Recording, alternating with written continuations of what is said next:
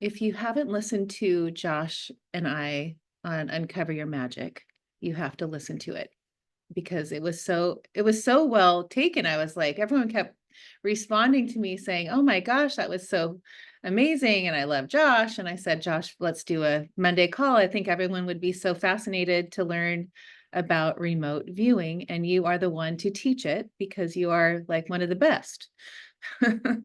So without further ado, Josh, it's all you. Right on. Well, thanks for having me.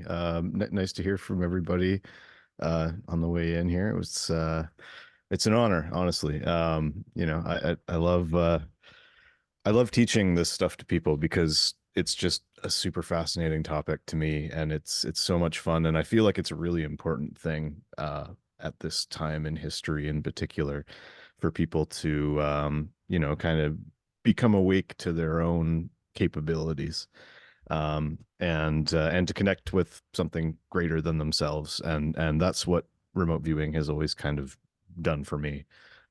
It's just another path to get to a spiritual place, I suppose. But it's also a super useful tool that you can use to kind of train. I always kind of look at it like a gym almost for the intuition.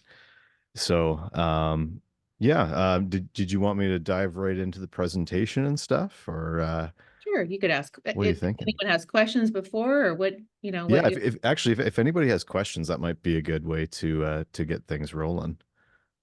Just about remote viewing in general, or if you had burning questions from stuff I said on the show before or anything like that. Kate Rossi, you're up. I know, you know me, I always have all the questions, right? You grabbed me with it can be useful in your everyday life, right? Because when I look at all this stuff we're doing, I always want to go back to, okay, this is cool and everything, but like, how is it going to really help me in my day to day? So, how would you say remote viewing actually can be used practically um, in that sense when you were talking about that? Yeah, so I use it for songwriting, for example, to just kind of so like I want to write a song, so I'll just do my, ideogram remote viewing kind of stage one process, and it's a good way to kind of kick off creative flow. Once you've done it enough and you've kind of trained your subconscious to do that.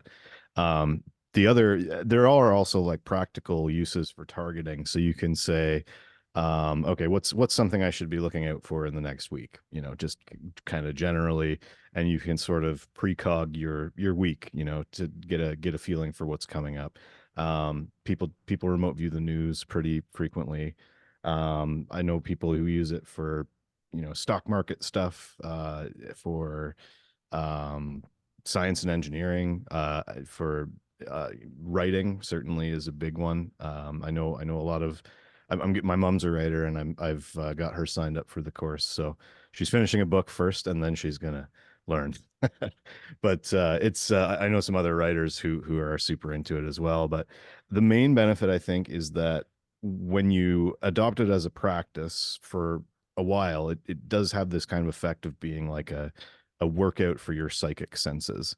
And that's the main benefit that I see, is that it gives you this kind of baseline strengthening of your intuition, so that, if there's something you need to know about, it'll ping, and you'll recognize the ping when it comes, sort of thing. And the pings will start coming more frequently. And I find that when I'm in like I'm a little out of practice right now, to be honest, but when I'm in like deep practice remote viewing mode and I'm doing sessions every day, or a couple a week or whatever, um I find like I get just crazy synchronicity all the time in life.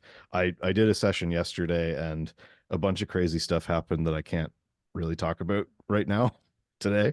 But oh man, it's just whenever I get back into it, it it just reminds me again of how completely amazing and deep the energy of it all goes. So yeah, there are like specific practical uses like that, but I think the biggest use, which is practical, is that it just kind of gives you this baseline psychicness that you can then apply to whatever it is you're doing, as well as the methodology for more specific type of work. Thank you. Right on. Anybody else? Go ahead, Kate. Josh, so are you like, if you think of, before you incarnated and you have like a life plan, do you think you're connecting to certain points in like the next step on your journey that's helping you get there? Or are you looking at like, like a range of possibilities and this is the most likely possibility that's going to kind of present itself? That's a really good question. The nature of time and space becomes a big question with this stuff that I think everyone is still kind of grappling with. But I think generally speaking, you're looking, if you're doing future viewing specifically, um, I think you are connecting to that greater part of yourself when you do this. Like it's very much multi-dimensional kind of process. Um, but as far as predicting stuff in the three-dimensional real world, real, I got a slide on that too. But that side of things, I think you're pretty much looking at the most likely probability from the place you are at the time that you're doing the session.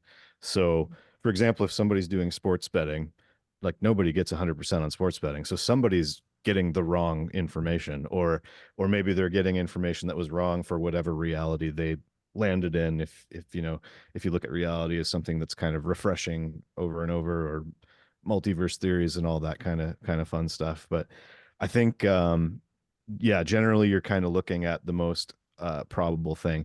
So if somebody's going to do like a target that's top global news for the next month, like something that's going to make global news is a big enough kind of energy signature in psychic space that affects enough people that it's like, okay, there's probably going to be something like this that occurs.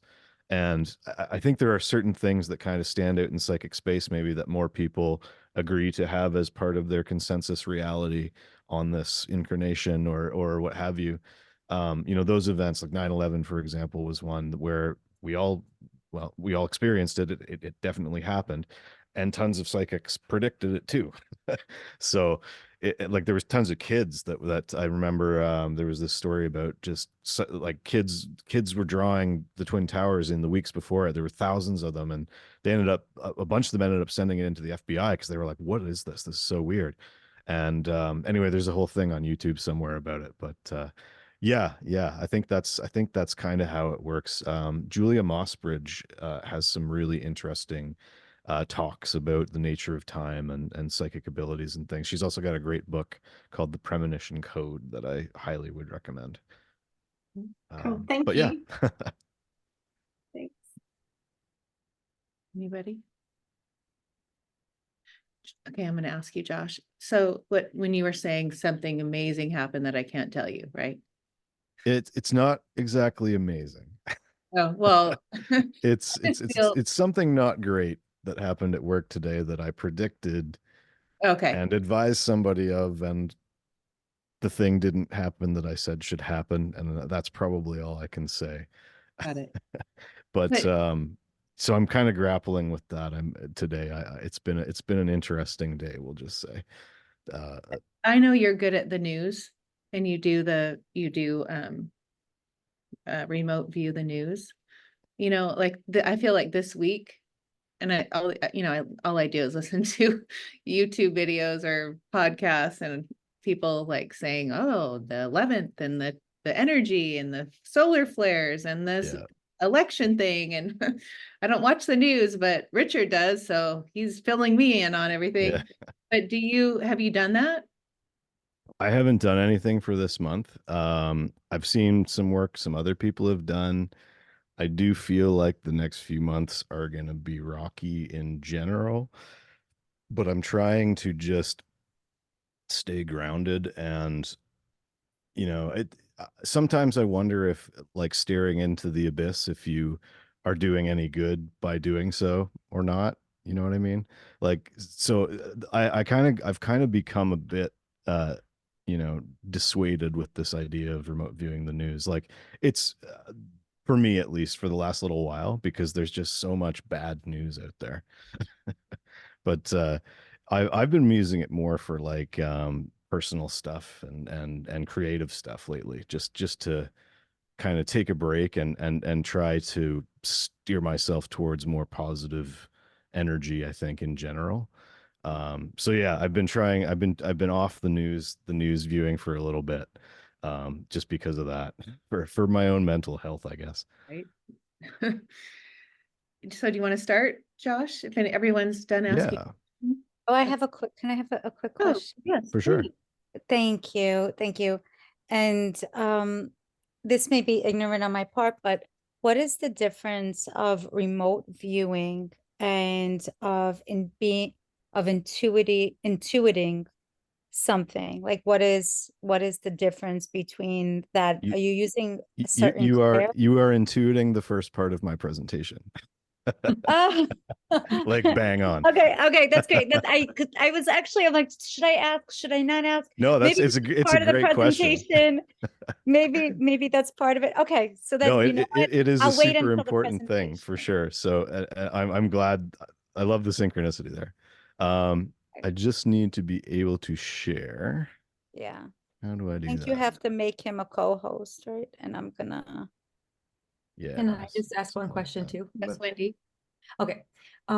So Mm. I might not be like everyone else here, but I just feel like on my own, I don't have the best like psychic gifts. I mean, I'm very spiritual and I like am intuitive as well, but like I struggle to like connect. I mean, I try to do stuff, but I struggle to connect on my own. So I'm just curious, like I'm really interested in doing this, but it also is like I could never do it. Like that's how I feel. Like I'm like I Yeah. feel like I can't do it, kind of thing. So just kind of just maybe like your thoughts on that. Yeah. So I always kind of thought that myself. And remote viewing for me, like I've got a very logical kind of brain. I do engineering and stuff as my day job, and music and production and all kinds of very kind of sciencey, nitpicky stuff. So the way remote viewing is built, and sorry, this is in the presentation too, but it's built kind of like in a way that splits the right and left brain. And so it feels like you're kind of, you're following a system almost. And by following that system, you're opening up your intuition and becoming aware of sort of what the impressions feel like and how they come in for you. And I think the process of kind of separating, this technical, your left brain is busy with the writing and the technical stuff. The right brain can kind of be free to do its own thing. And it's a weird way of doing psychic stuff, because it's almost like you're just writing a story or drawing a picture, or kind of doing both of those things at the same time. So if you once you get you kind of get lost in the process, and then the psychic stuff happens, and then at the end of the process you get feedback, and you're like, oh wow, that's how it works. And it's like that every time. It's this novel kind of fun thing. So that's been my experience of it anyway. So I hope that answers your question.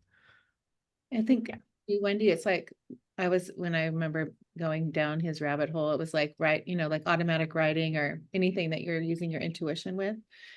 It's like it's just letting it go and flow. And then I did his practice. He has a class on his website that you can do for free.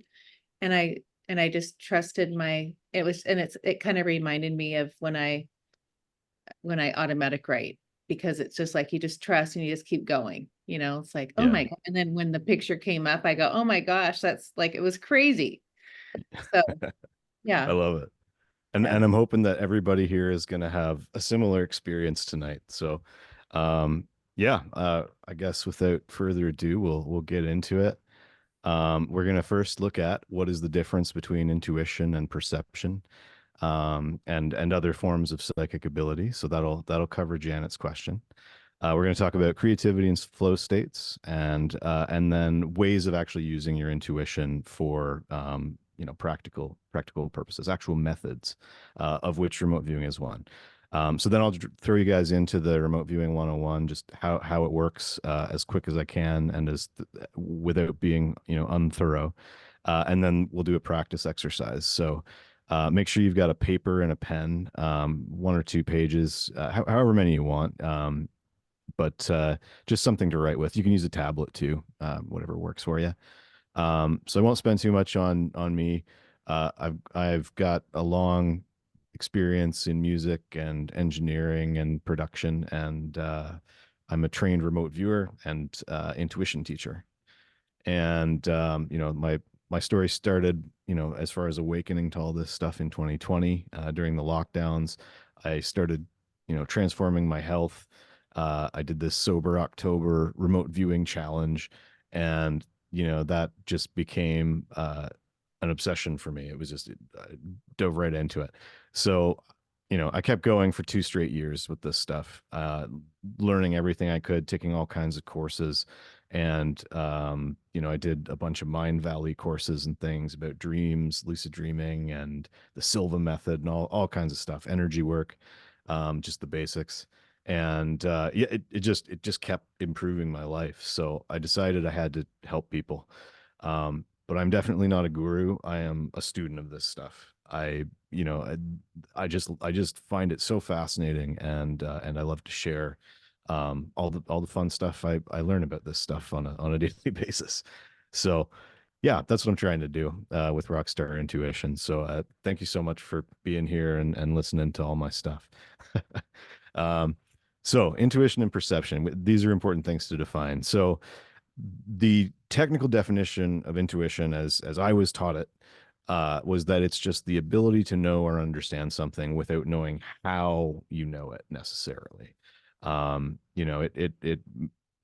It doesn't matter how you know it, you just know, it's and perception is, how we receive and process information via our senses. And we can turn our perception inward towards our intuition and kind of see what's going on and how it's working. And remote viewing is one of those things that kind of helps you to do that. Sorry, I just need to move this window here. So yeah, it's a complex set of your intuition is essentially has a corollary of inner senses that go with all your outer senses. It can be used to access data that's local or non-local, meaning stuff that's like right in the room with you that you can sense with your eyes, ears, mouth, nose, etc., or anything else in the universe through quantum entanglement, which is, I think, more or less how this stuff works. But at the end of the day, psychic abilities are just, fallout of having a strong intuition. Psi is just kind of the scientific term that's used to describe the seemingly magical abilities like non-local perception, precognition, telepathy, psychokinesis. And, we're going to look at non-local perception and precognition through remote viewing tonight.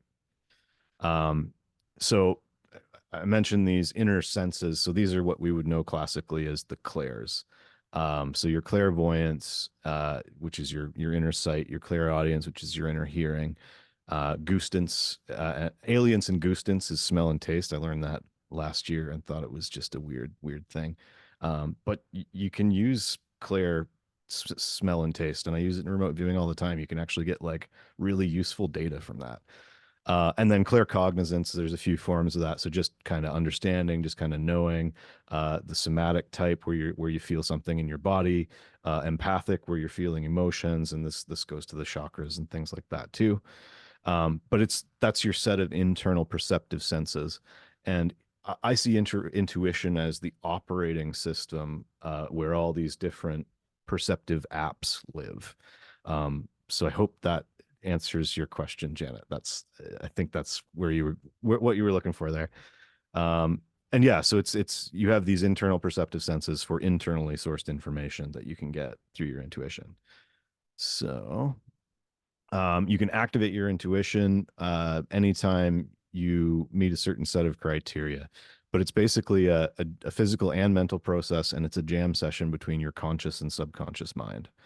And then we steer that jam session with our intent and curiosity.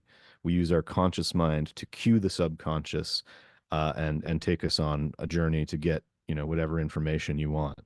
And I believe that this information comes from the collective consciousness. Heart brain coherence is kind of how we open that gateway to that collective consciousness.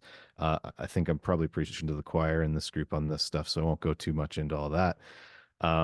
But the conscious mind has very little processing power. We can set our commands with it. But it's the subconscious and the unconscious where kind of the heavy processing of remote viewing or any psychic activity or any regular activity even really, because the subconscious, it runs our bodies for us. It keeps us breathing and our blood flowing and all that kind of stuff.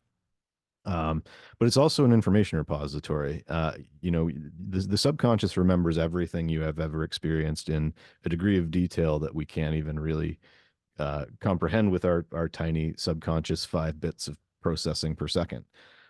So really, it's the subconscious mind that is sort of the machine we're using to do remote viewing. At least that's the way I look at it. So we're almost inputting commands into the subconscious supercomputer that then goes out into the universe and pulls back whatever sensory information it is that we're trying to get for our target.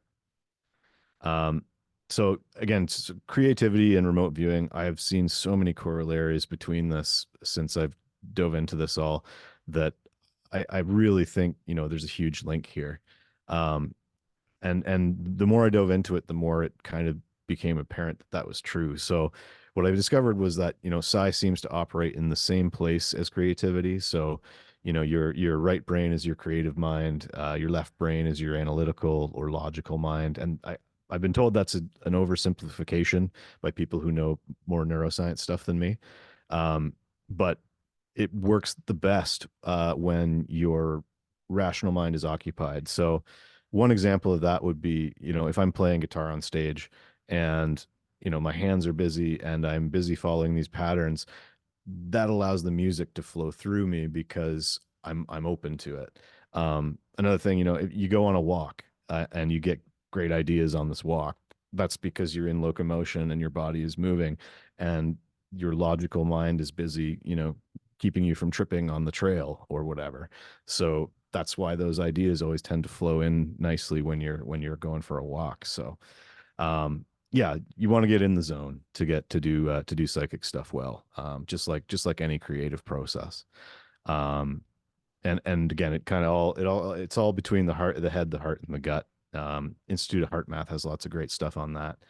I already kind of went through a bunch of these examples just now, but so many examples of how creativity and flow are important and activate people to be at the height of their game, of their intuition, and just flowing and doing awesome stuff. So musicians, athletes, writers, artists, using it for creative problem solving, and of course psychics and remote viewers and intuitives. And I've even seen it in video games, like just and TV writing and stuff. One prominent example of which is the Simpsons phenomenon that many of you may know of. But they've somewhat famously had predictions that Trump would be elected 16 years before it happened, that Disney would buy out Fox 19 years before it happened, Siegfried and Roy tiger attack 10 years before, legal weed in Canada in 2018 that happened. I was there. I can attest to it.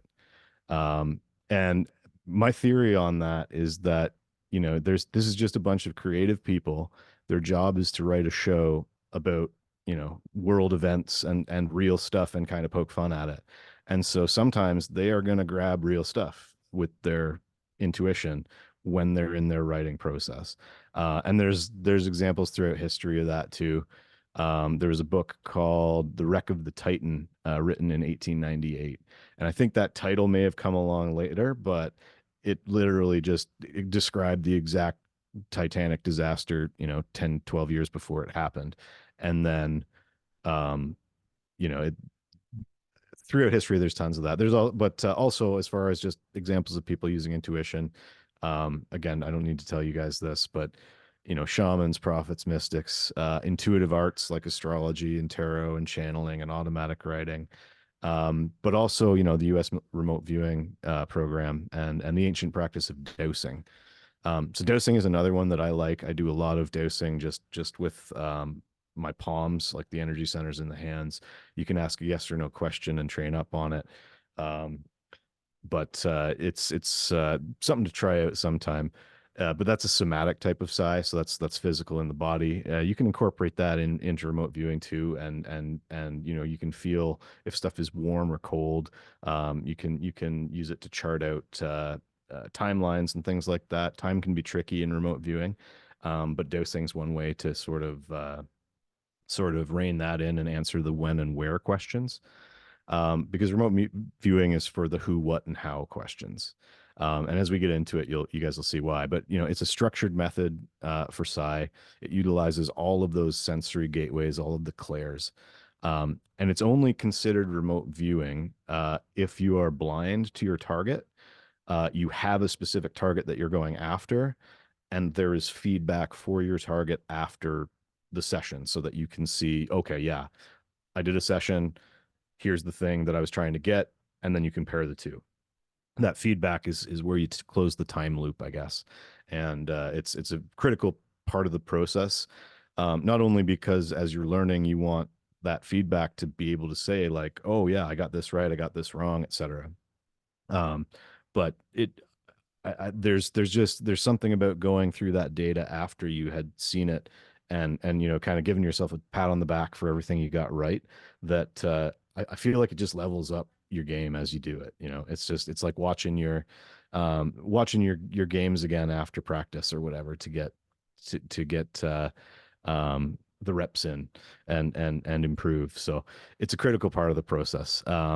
That being said, you can do unfeedbackable targets like UFOs and weird stuff, but I would strongly recommend against it for anyone who is a beginner until they have done maybe 100 or so targets and learned about energetic protection, because things can get weird. Very weird. And for a great documentary, check out Third Eye Spies if you want to learn about the history of remote viewing. So sorry, I'm talking fast. I timed this presentation earlier and it was way too long, and then I cut a bunch of stuff. So I'm hoping I'm still going to be on time here. So here's just a remote viewing session example of like a finished stage 1 to 6 session where I've done a summary of the different elements that I explored. You usually start with a high level kind of sensory exercise and kind of let things flow. And then you, as things start flowing, you start exploring the items that come up one by one.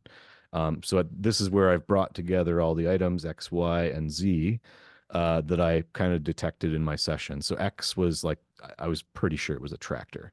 Y, I got like this building at the session, and then Z was like the land. I was like, oh, this feels like a farm field or something like that. And I thought it was a specific one that's like down the street from me, but it ended up being a stock photo, which is very similar to a place down the street from me. But I got some pretty good correlation there. So this is an example of like a really good session. I was super happy about this one. And this was super early in my training too. This was like probably the 10th session or something that I'd ever done. So that hooked me early too. The fact that I was getting stuff right was exciting and fun. And you don't always get it right away. So don't worry about that. But we'll talk more about that in a bit. So we did kind of talk about this in one of the questions before as well, about just I think it was Kate's, about the uses and benefits. But you know, you can literally find any information in time and space with this. You can apply it to problem solving, and then you know the benefits that it just kind of makes you better at psychic stuff in general, and creativity, and yeah, and you can talk to aliens and ghosts and stuff if you want to do that too eventually. And yeah, disclaimer, I don't want to oversell it, but it changes you forever. It's like one of those things that if you haven't had a spiritual awakening already, when you try this, it is almost certain to do that for you. You know, if you hit it with, you know, the intent of, you know, you doing it like an exercise, it's you're going to get results pretty fast, like just crazy synchronicities all over the place. That was my experience anyway. And I've been on the ride ever since.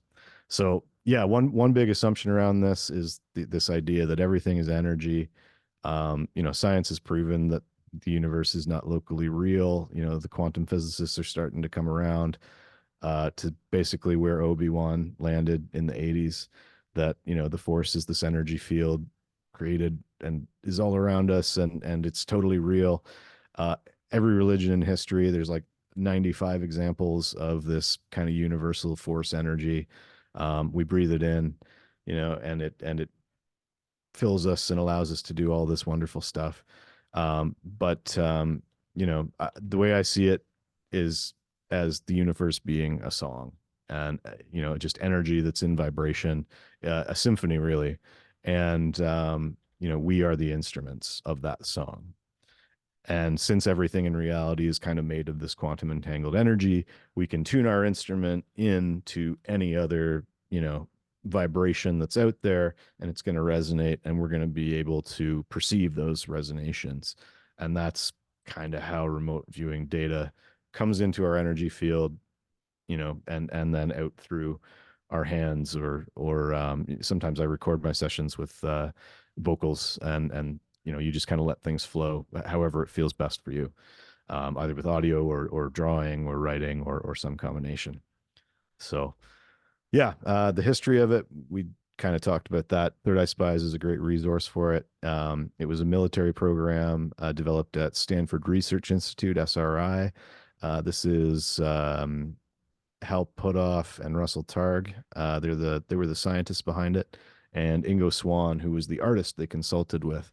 And remote viewing really is a combination of art and science, which I think is part of why I like it so much too, because I like both art and science. And so it was really well designed, and it's a super interesting process. So without further ado, we'll get into it. Does anybody have any questions about the stuff I've gone through so far, or are we all rolling? I have a quick question. What is a Mhm. target? Yes. So a target is whatever it is you're trying to remote view. I meant to actually add a slide about that. Thank you. So yeah, the target is whatever you're trying to remote view in a remote viewing session. So again, like a remote viewing session has certain components. So there's something you're trying to remote view, which would be the target. There is you are blind to it. You don't know what it is when you're doing the remote viewing session, and there's various ways to do that. Either you get someone else to set your targets up for you, or you write down a bunch of stuff you want to know about, and you put it into a hat, and then you grab them one by one. There's all kinds of ways to figure that out. But yeah, the target is what you're trying to perceive in a remote viewing session, and you do that through a number of different steps. So the first one is to relax and ground. Again, get in flow state. And then generally the target is represented by a random number, at least in traditional remote viewing, the way the military did it. So anything can be a target. Generally for training, photos are great targets. YouTube videos are good targets. Anything like that is good. And I've got a photo that's hidden in a backpack here as our target for tonight. So that'll be the one we try to perceive. And I have a target number that I wrote out for you guys. But so you write out that target number, and then you draw an ideogram, which is just sort of a psychosomatic automatic writing, flick of the wrist. Just let your hand doodle whatever it's going to do, and don't think too much about it. Doesn't matter what it looks like. All it is, the ideogram stage 1 is you finishing writing that number and then allowing your hand to download information about the target as a visual. That's like your connection to the quantum internet to download the zip file of your target. And that little doodle that you draw, it's your intention to draw that doodle and download that target onto your page. So from there, you just start unpacking the doodle, and you can do more doodles for different parts of the process. I love the ideogram, and I use it way more than this form of remote viewing that I teach generally recommends. They tend to recommend that the ideogram doesn't need to look like anything. It doesn't matter. It's just this download. But what you'll find as you do this more and more is that your ideograms will start to actually look like the target, or like strong elements of the target. So you'll be able to draw a little thing and be like, oh, this is a life, or oh, this is a plant, or this is a structure. So that takes time, but it's a really cool process that kind of grows with you as you're learning. And it's a lot of fun. It's your subconscious speaking to you through imagery in this automatic flick of the wrist way, and it's just super fun.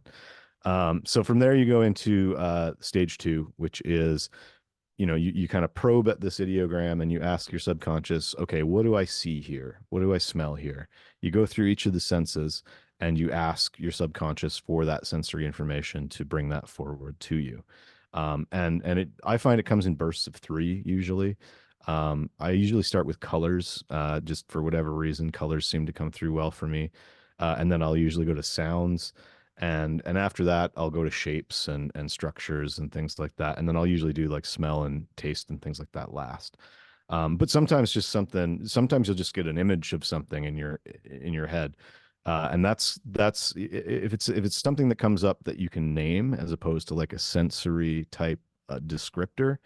That's called an analytical overlay. So if you're getting a clear picture of something, that's your left brain interjecting to the right brain signal and saying, okay, I think this red thing that seems to be round is a ball, but actually maybe it's an apple. So you don't know that yet, because at the start of the session, you're just kind of scraping that sensory layer of information first. That's the easiest stuff for your subconscious to kind of latch onto.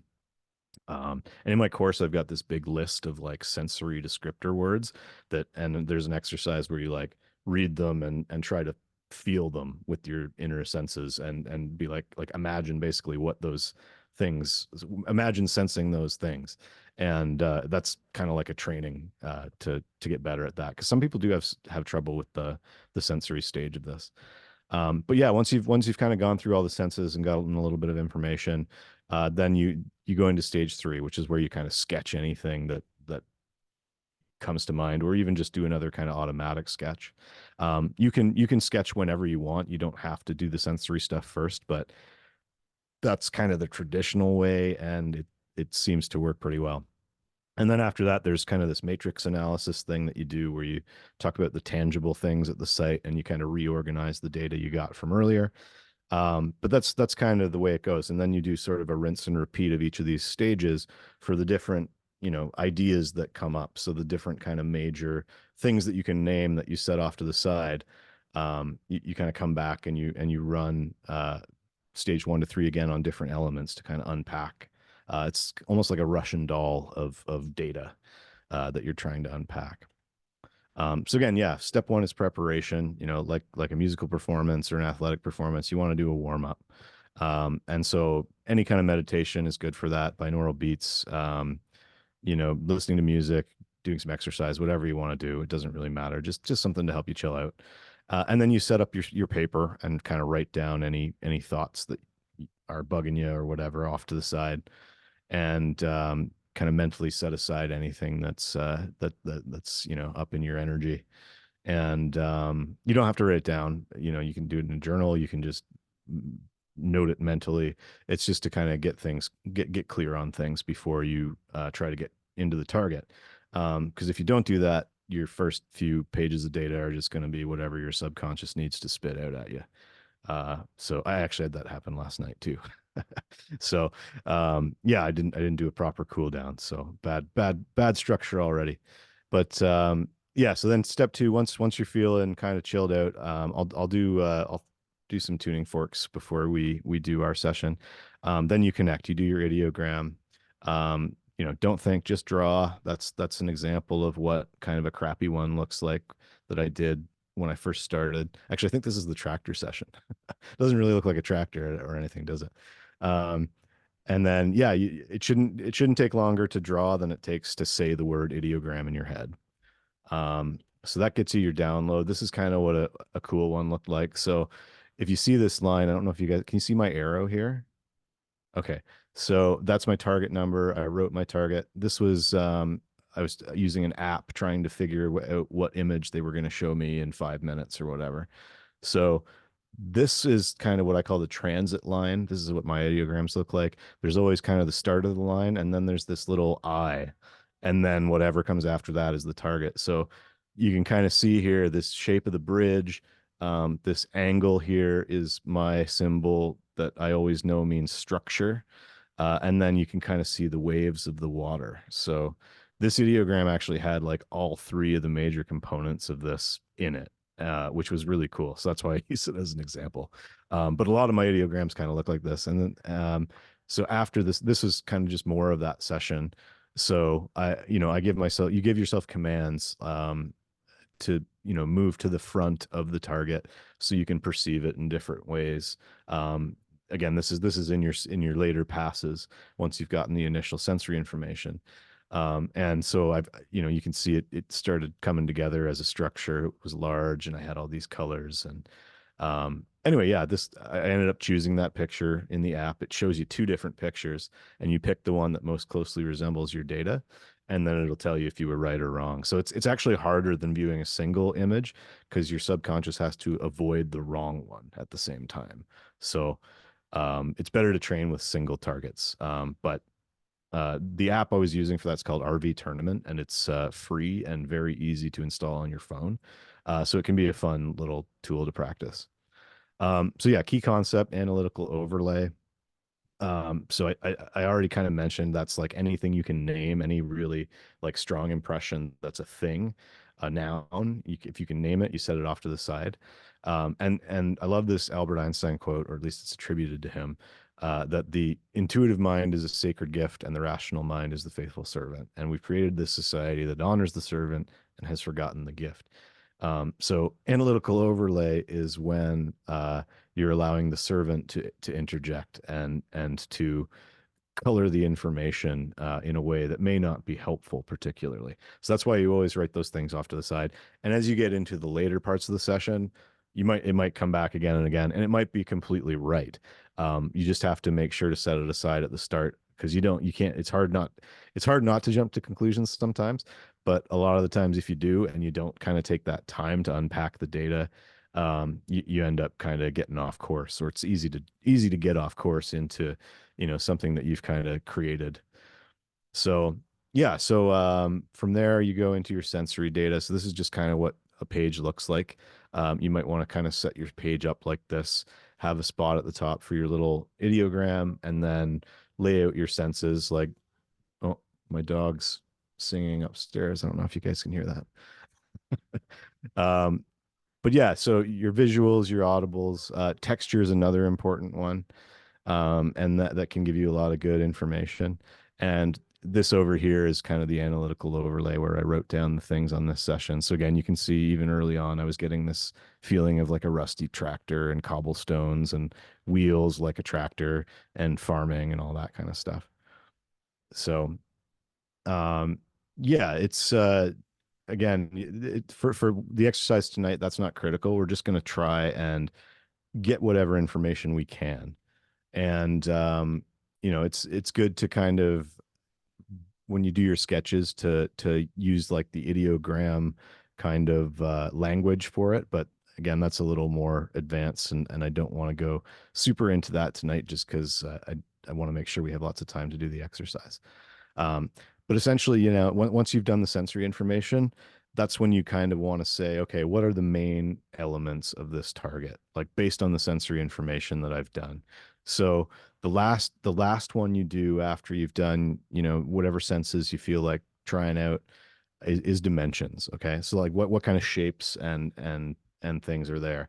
And from the dimensions you start making your sketches. So if you get shapes and stuff, that's when you start kind of sketching. And you may get flashes of stuff that you want to sketch too. That's perfectly okay as well. Just anything that comes through that either, it may even be like you feel you need to move the pen on the paper a certain way. There's no wrong way to do this. The structure is just there as kind of a thing to try if you get stuck, and it's good to follow because it does work. But any impression that comes in, whenever it comes in, make sure that you leave space for it and you acknowledge it and you write it down. It's more important to write everything down than it is to have perfect structure. Again, that structure is just there to kind of keep your parts of your brain separated so that you can connect to the information more effectively. Yeah, and then in the later stages, you do this matrix thing where you kind of summarize your stuff from before. Another one I didn't mention is aesthetic impacts. So that's you know, how does the site make you feel? What emotions does the site bring to you? Are there emotions at the site that aren't yours that are like things at the site having emotions? So that's all later stage stuff, but you can try that in the early stages too. Um, and then once you've done your matrix for any given element, you summarize them all into an overall kind of summary and do a final sketch. So that's kind of what this looks like. So this is where this is kind of doing the Russian doll thing on what I decided was element X. In stage 3, you kind of you take those dimensions that you got in stage 2 and you label them with an X, Y, Z, A, B, C, whatever. It doesn't matter. It's just a thing to kind of, again, cue your subconscious so that on the next pass of that stage 1 to 3, you can explore that element and call it element X, and then it's like less writing that you need to do. Rather than say that thing that I thought was like a tractor, what does that look like? You don't have to write all that out. You just call it X and then write X, which might be a little mathy for some people. So you don't have to do it that way either if you don't want. But it's, as far as technical remote viewing, that's the kind of way it's structured. But again, you don't even have to write those things. You can just say it in your head. You can say it out loud. It's more meant to be a conversation between you and your own subconscious. And that's if you treat it that way, I think you'll get more results out of it. And then feedback, yeah. So feedback is when you see, excuse me, whatever it was your target was, and you know, I can tell you, like the moment I looked at this picture, this was a news prediction. So I saw this in my local paper, which was what my target was top story tomorrow in my local paper. And I didn't really see a story that made any sense on October 10th. So 2 days later, this was the picture that came up, and I was like, okay, that's the one. And feedback is kind of like that, like time. If I say target tomorrow, I may not get the target tomorrow. It might be 3 days later, but eventually it'll show up. And I wouldn't do another session until after I got my feedback. There is this kind of weird time drift that happens in remote viewing, and the more you do it, the more you kind of start to experience retrocausality and stuff in your life too.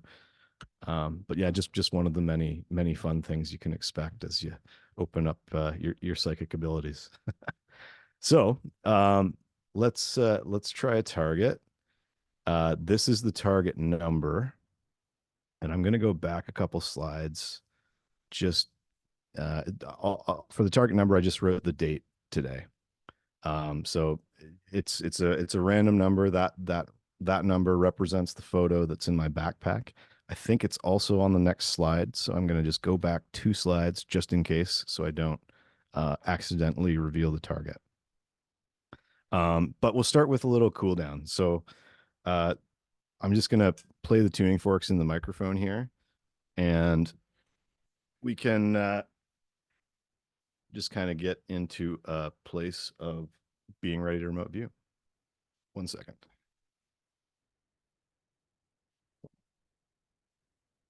Oh, you're just watching. Okay, my daughter's watching the show here now. Thought she had something to ask me. So here we go. So just listen to the tone and take a few deep breaths.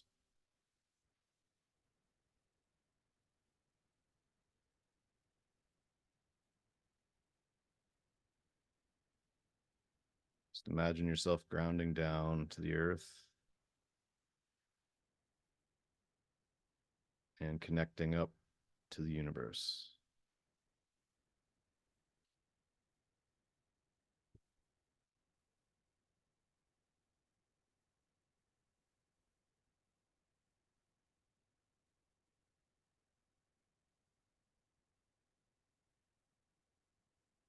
Set aside any stuff that's on your mind that's bugging you. Just imagine setting that aside in a box beside you. And you can deal with the contents of that box anytime later, but for now we're gonna do a remote viewing session.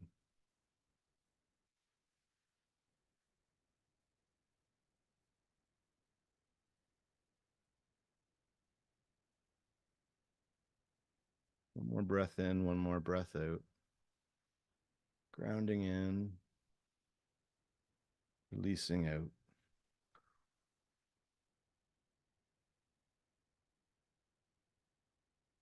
All right.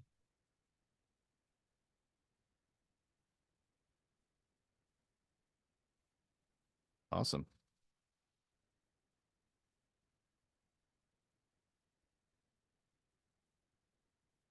So again, you might want to set up your page just like this.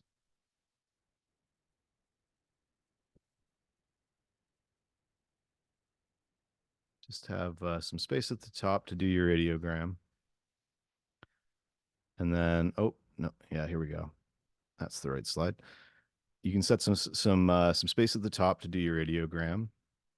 And usually what I'll do is I'll just write down the target number, which in this case would be 2024-0909. And then immediately as I finish writing that second 9, that last number, I'll just squiggle my pen into this box and draw my ideogram. So again, just let it happen on its own. Just put your pen to paper and intend to connect to the target.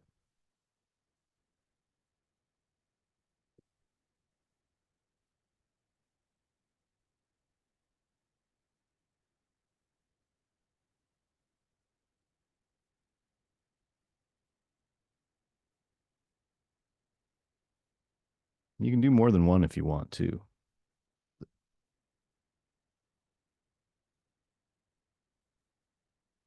Usually I tend to find that if I do 2 or 3 in a row, I'll start to get a real feel for that connection to the target.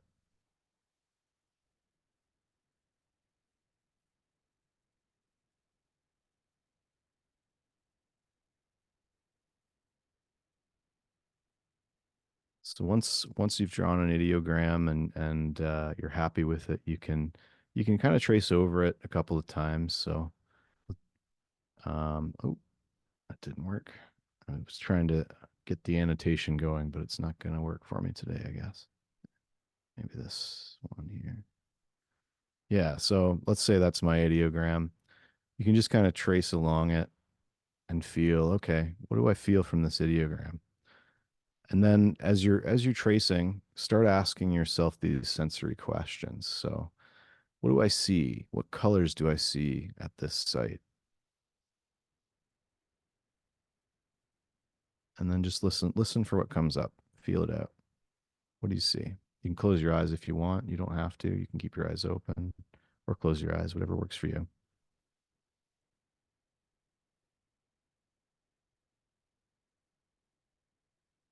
And maybe you see more than just colors. Maybe you see something else. If you whatever it is you see, you can jot it down.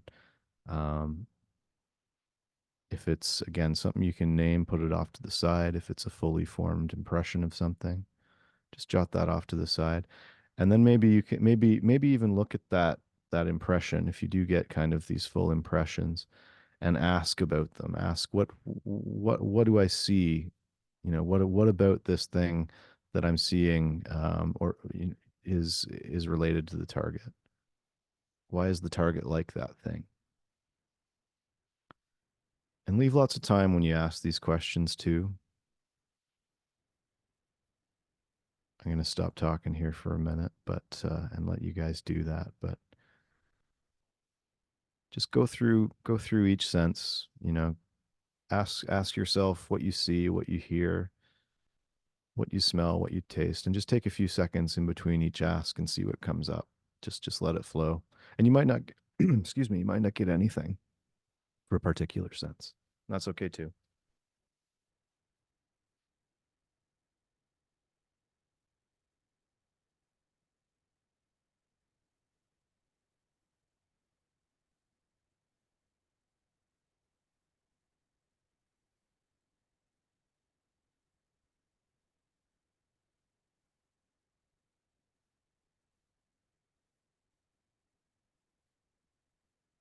So once you get through sight and sound, make sure you spend some time on textures. Textures are always are one that can get overlooked, but they've got usually pretty good information. Is there any energetics that you detect? Is there movement? Is there, what's the temperature like? Those are important things you can ask too. And again, you can, if you probe your ideogram as you ask, the information will come to you. That's your download. You just need to unzip it.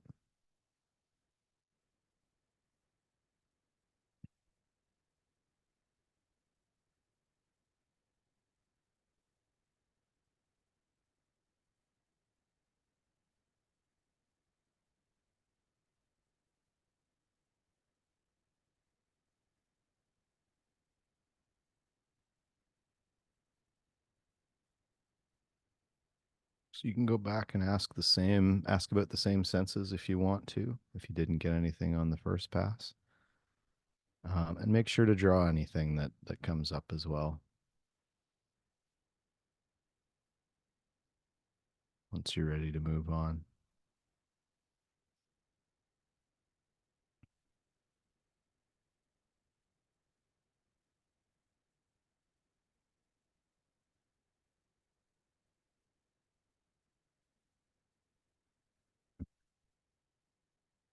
So I want to make sure we've got a bit of time for feedback here. Has everybody got some impressions down? Does anybody want some more time or need some more time?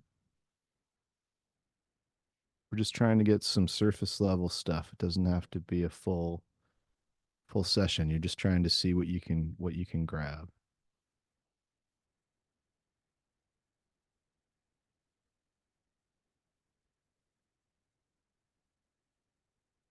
Okay. I'm not seeing any hands raised for more time. So, without further ado, oh, I think I have to turn off this. I guess I'll show it on the screen first. All right, ready for feedback. Here we go. The target was the Flying Fox Ruins at Kangaroo Island, South Australia. And this is actually a picture that I took and which hangs on my wall on this plaque. And when I do in-person teaching, I bring this plaque, and it's kind of a fun thing for a target.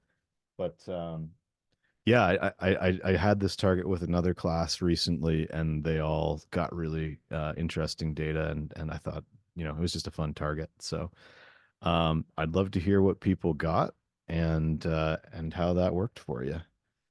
I'll jump in. That Yeah. was awesome. Like, I just want to say, like, when you were doing your presentation, my crown chakra was fully open. So I just Nice. I don't know if that's just the topic, and I love, because I'm a geologist, so I just loved that. Oh, right on. Yeah, like, you're so used to listening to lectures, but hearing like a lecture that's about like what I want to be learning, like, was just really fulfilling. Awesome. Yeah, like, I don't know if you can see my picture, but I definitely Oh had yeah. I had mountains You had the with two kind of structures on either side there two too. structured mountains, and I had it as a Yeah. shimmering lake. I had like mountains with a shimmering lake, Yep. flowing water. It was Yep. cool and fresh, but in the warm it was sun. So I had the cold freshness and then the warmth of the sun. That is an My accurate description of that day. and I had you hiking. I Um, was hiking. Yeah. yeah, I had you hiking on the left-hand side. Oh, And I had wow. wind, wet dirt, like moss, and my textures where there was like, so I don't know if the moss was like the green, and Yep. the sunshine, and yeah, and it was funny because I kept drawing these little little loopy things. So I'm Oh, wondering if yeah. that texture of the bricks. See how they're all the rocks So, all in. yeah, so loops like that I usually consider to be life. The way that's drawn, it makes me wonder if it was the waves. That's what Yeah. I would think. Yeah. Yeah. If it's like one or two of them, then usually I'm like, okay, so there's two two people. There actually we were up top. Like my wife was here and there were some other people, so there might have been like 4 people there or something. We were on a tour group, so I think I saw 4 loops there. But yeah, maybe it was just the other people that were there with us. That could be a Yeah. thing too. And I kept getting a smiling child and something about a daisy. So I don't know if someone had like a daisy t-shirt. I don't know. Yeah, I don't know. We had a very it was a very fun day and we had a good time. So I think Awesome. everybody that was there was enjoying it. So yeah, that's great. Great. Anybody else want to share? Can I, Josh? Yeah, Okay, for sure. so this is what I had. Like, it's so funny because I I'm I just thought gonna it was, I I'm didn't gonna know that. stop sharing so I can see everybody's stuff Oh, here better. There we go. okay, so it was like first I thought it was buildings, but it was those bricks. But I Yeah, had to keep putting those little things on, and then yeah, maybe it was the water. yeah, yeah. And like like the rock is kind of that shape down below. Like it's kind of curvy like that. But it was like water, But sky. yeah, yeah, the water the water for sure too. That's the other thing. Sometimes impressions can be more than one thing. So if you get a curvy kind of wavy line, you like that looked kind of like the curving of the stone, but also like waves in the ocean to me. Just what you showed. So yeah, that I would say that's and definitely you got the grid pattern on the bricks there too. Yeah. I can't see that super well there, but yeah, that's awesome. Right So on. anyway, Nice hit. next, I want to see someone else's picture they drew. Okay, I'll show you my picture. I'm definitely not any type of artist, but Me neither. it's very interesting because I got the daisy too, which is interesting. Uh-huh. But you know what? Let me unblock my thing. I just didn't want sorry, I'm in I'm in bed because I'm up since 4. Okay, so it's my thing is flipping, so I don't know if you can you see it? So what I got was like the water, the waves with the rocks, but then it opens up to like, I don't know, I just saw a bunch of rocks and then I saw a guy with blue jeans with glasses. Yeah, that's probably me. So I don't know if you could see, if you guys can see that. Yeah. But yeah, but at first I saw the waves and the water, Yeah. but for some reason I drew a flower there and I did see a daisy. So I don't know also. But what I wrote here was it's like the softness that went towards like hardness, mechanical, and it was Mm, travel, there's movement and there's a lot of yeah, gliding I put. that's a good one. Um, yeah, and there's metallic of the shimmering lights coming in. Maybe that was the and warm inside. Man with blue jeans and glasses. Nice, Yeah. nice. So the yeah, Yeah. the movement and the gliding. So this is actually the Yeah, it's like ruins gliding. of what's called a flying fox. So there was actually Well, a thing that would glide from the dock down at the bottom up to the top, and they would deliver stuff to this island back in like the wow. 1900s, 1800s. And so they had this mechanical device that would slide stuff up and down to the dock. So that's very cool that you picked that up. Yeah. Where's the daisy? I want to know where the Well, daisy is. there is a whole bunch of plants and stuff. So it Oh, may have that's just been really like cool. the first idea for a plant Yeah. that your subconscious grabbed or something, the Yeah. first symbol. But the So one yeah, I mean there's definitely plants there too. very So cool. I imagine flowers of some kind. I can't remember.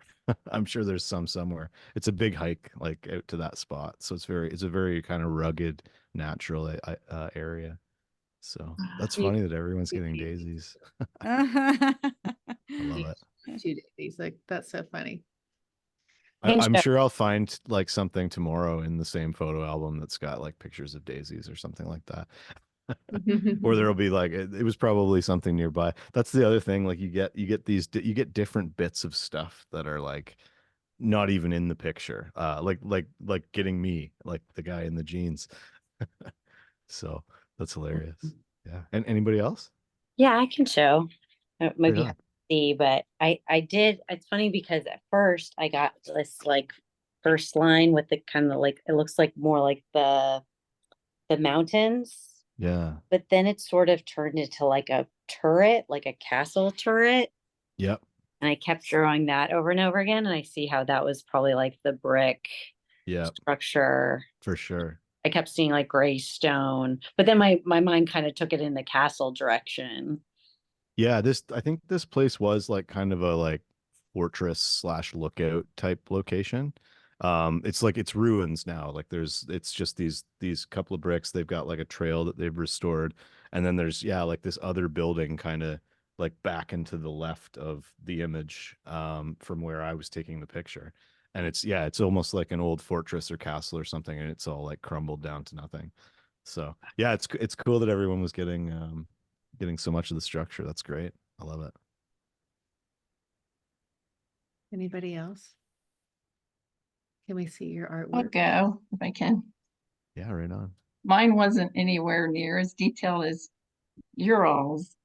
Mine started out kind of very squiggly in the first one and the second one, and then at the very end, I don't know if you can see that, where I have it says blue, and there's Yep. kind of a, the two sides of the Yeah, of yeah, the yeah, for sure. For sure. I cliff, see and that. Yeah. yeah. That's great. You got the But framing. I didn't see that though. It was more like blue background and the two sides going up here. Oh, I love your cat. Yeah, I mean there is a Um, lot of blue in there, and you kind of got blue and green I see there. And yeah, I did see green. you've got blue at the bottom of the two things, which Mm-hmm. I mean visually it's at the top here, but that's like at the bottom of the structure, right? Mm-hmm. So that's pretty cool. But I Yeah. wasn't seeing that though. It was more like the two sides here. I was thinking like it was almost like a dark uh forest, just bare Oh black yeah. trees, and I saw blue in the middle. Oh, so you know what? In behind where we are, there was a forest fire before we got there. So at this time, there was tons of scraggly burnt black trees everywhere. Oh wow. So Isn't that something? you were getting like other stuff nearby. That's Oh, cool. And okay. that happens too. And like so that's why in a remote viewing session you'll do these like move commands and be like, okay, move me 50 feet above the target, and then you'll kind of describe it from that angle, and then move me 50 feet in front, and then you can kind of describe it from different spots and like get a different feel for it from a different angle, or you can do crazy stuff like merge with the target. So what does it feel like to be this picture, like, and there's all kinds of commands you can do and play with to get the data flowing in different ways. But yeah, that's Yeah. awesome. Yeah, I'd say thank that's you. on point. We got a visitor here. Kate, what did you get? Did you get anything, Rossi? Oh, it's kind of interesting because when I first started doodling and then I doodled it again, I just kept on getting, and then I think I just kind of got fixated on it. It was like the first thing I did was like I kind of drew a spiral, like, and I was thinking, okay, well, what is that? Like, is it a spring? Is it like, so I started thinking about it, and then I just kept on getting, no, it's a hill going down. So I drew arrows like it was just going down.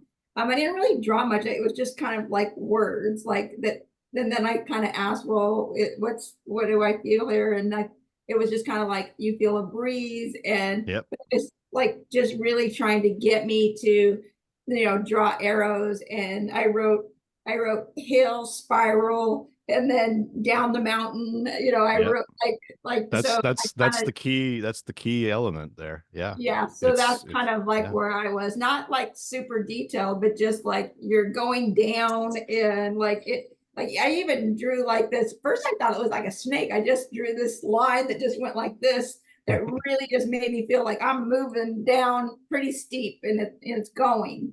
So yeah. No, that's on point. Yep. I love it. Welcome, Christine. You're at the very end, but we just are sharing our remote viewing. Josh, show Christy, show the picture again, just to show her what people are describing, what we remote Yeah, view. for sure. So this was our target. I'll try and hold it nicely here.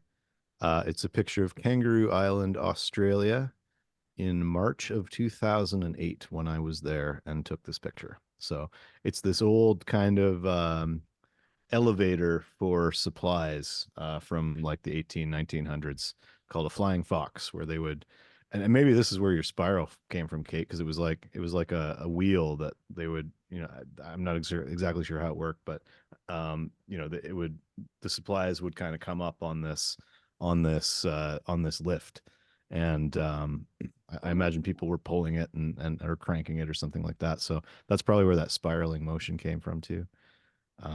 But yeah, That's so interesting. really cool. Everybody's getting some good data on this one, so I love it. The words, okay. Go ahead, Janet. The words that the sentence I wrote was softness going towards mechanical. Oh, Flying wow. fox. Yeah. There you go. That's it. Yeah, softness Bang going on. towards mechanical. And I'm like, but then I didn't go into logic because you told me not to. But that's it. Yeah. That's awesome. Right on.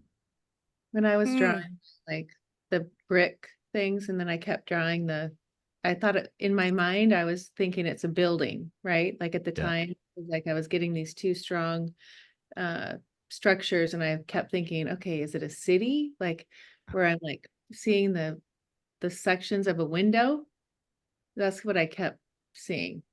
Yeah, it's not an easy target. Like there's a lot of different kind of elements, which is why I like using it, because it's like you could do the CN Tower or the White House or something like that, right? And it's iconic targets are kind of easier, but then also you get the AOL thing a lot harder on those. But those are kind of good beginner targets. But I like this one because it's like the fact that everyone was getting the two, like the number two, that there's two structures or two sides to it, and like the framing of that, and in addition to like the water and the temperature and all the other things. It's fun. I love that you guys got so much awesome data on it. The last group I did this target with, people got the fox, like the animal, the fox, and I had forgotten that that's what this was called before the session. So then the next day when I looked up the picture on my wife's Facebook, I saw the flying fox thing and was like, oh my God, they got it bang on. So I had to email Oh my everybody and God. say, hey, you were right about that fox. Yeah. So yeah, that's funny. If you go Yeah, to it's fun. the It's website, really fun. you can do it again. Like you're going to be craving doing it because you're going to want to see if you can do it again. So go to his website, because that's what I did before I interviewed him. And don't go ahead because you don't want to, just like we didn't do tonight, but do it again and see what you came up with. Because that was my first time of doing it like he described. Yeah. I have another target in the so there's a full course you can buy if you want to go deep and learn remote viewing. But there's a pre-course too that's like, I think it's about an hour worth of stuff, including Oh, cool. another exercise like we just did. So you can try that, and it's a guided one, and I recorded it, and it'll probably be a better meditation than the one I did tonight. But yeah, and then it kind of gets you, I walk you through the same kind of thing. I just say go through the senses, draw anything, etc. So now you guys know the process, so you might be able to do it even better next time. But and yeah, if you do go through it, let me know how you do, and you can send me the results. I'll be happy to take a look at it and see how it goes. But yeah, congratulations everybody. You guys killed it. It's Kate Searle. I saw that when I first got here. I heard you with your Australian accent, and I saw the picture behind you, and I just started laughing. Oh, So yeah. because I knew that's what the target was, and the Yeah, picture that's behind so you is funny. so similar. That's actually Hawaii. That's Oh, beautiful. nice. Like that's you're like American island. But it was funny That's when you first amazing. held up your backpack. I just thought hiking in a forest straight away. But then I didn't know if I had to set that thought aside because I when you're like, is that what I want to be doing? Am I Yeah. thinking of you when you go hiking with your backpack? So I was kind of like, oh, still. Yeah, and this was on a hiking trail too. So it was at the end of the trail. It was just a really cool image, and I had to take the picture. And now I'm using it as a target. So maybe that's why I had that thought to take the picture back then. I don't know. Time Mhm. is weird, right? Could I ask a quick question? Could it be Yeah, for that sure. something I saw a couple of days ago that can relate to this now? Would it be- 100%. Yep. Okay, so I have to share something. I have the video here to prove. Yeah, yeah. this? Right on. I love these little I can't even- synchronicities. I can't even like believe. I can't believe I took this video, but I did. And I'm like, I can't believe I'm sharing this. So here I am in Reston, Virginia on Friday night. And there's this guy, hold on, let me Take take off my your- video thing off. Yeah, I'm blurring. Okay. Do you see this guy? This freaking guy comes out of some theater with a freaking, sorry, I keep on saying freaking, a foxtail. Look. Oh Okay, my it's a God. video. I swear to you. And I'm like, what the hell? This was such a cute town until I saw this. Okay, look. Oh my That's God. hilarious. Is that a furry? Oh my God. And I'm like, what the hell is that? To my friends, like, I think it's a foxtail. I'm Yeah. like, what is somebody? But this was like on Friday night. I know that's wacko, but the fact that he called this fox thing, That's what is it called? The fox? Yeah, you The can't flying make this fox. up. Yeah. flying That's fox. awesome. The flying fox. Yeah, that was. That's funny. Oh, so I actually saw a human with the foxtail. Yeah. My daughter and her friends all have them too. It's like I don't even know. It's just They a have those thing tails? nowadays. Yeah, yeah. They bought Oh, it at they the we do? bought what we seen that before. she got us to buy one for her at a Renaissance fair. She was like super into it. But Where she, did she you get this Where do they wear them? to Renaissance fairs and stuff, I guess. Okay, that I could see. Comic Not Cons. on the streets, like Yeah, at 9:30 at night. Oh my gosh, I've never seen that before in my yeah, life. that's interesting. Did you Yeah, say it's a movie? Like, how hard would it have been for him to sit on it? Like, was he sitting on his tail? I have no idea. I have no idea. oh man. Oh, thank you, Josh. Anybody But- else Thank have you. any? Yeah. Mm.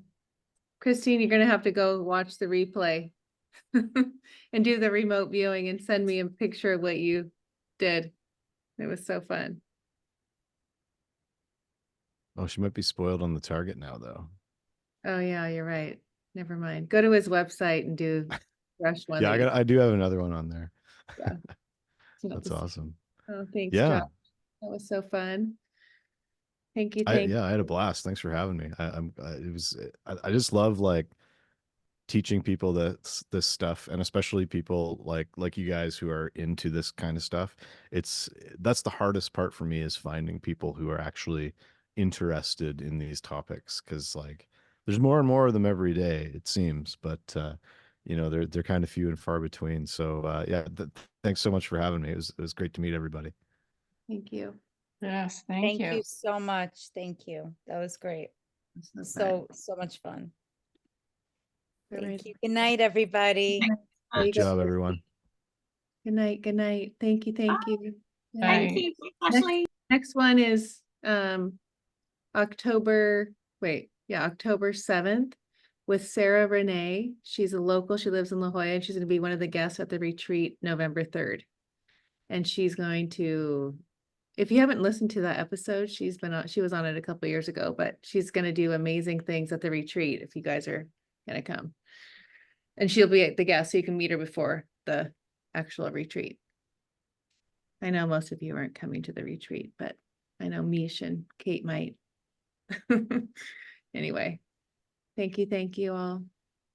Thank you, Ashley. Thank you, Ashley, Josh. Thank you. Thank you, Thank Josh. you. Thanks, Bye, everybody. Josh. Hey.